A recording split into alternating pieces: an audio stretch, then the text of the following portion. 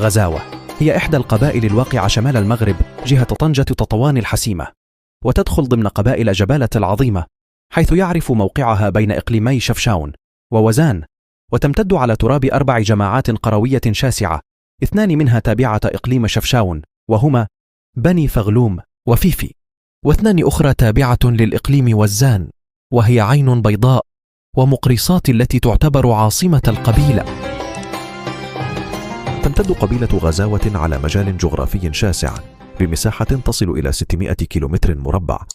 وتضم مجموعة من القرى والمداشر الجبلية، والتي تشكل جغرافيتها مجالا طبيعيا وعرا تسوده مجموعة من الجبال والمرتفعات المكونة لسلسلة جبال الريف الكبير، والتي يمتد طولها من السفوح الجنوبية لباب القرن إلى نهايتها بتلال بني مسارة،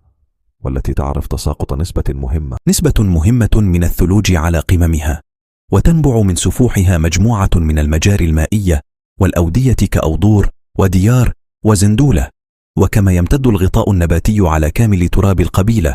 والمكون من مجموعة من الأشجار المثمرة كالجوز والتين والبلوط والعنب، والغير مثمرة كالأرز والعرعار والدر والصنوبر. تسكن قبيلة غزاوة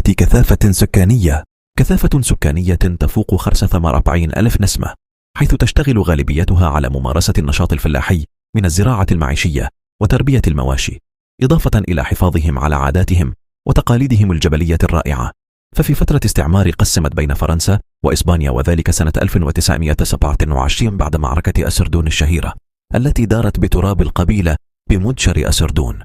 ومن بين فروع هذه قبيلة فنجد بني مدراس، بني عمار، بني شعيب، بني سلطان، بوحسان، بني ينثانة.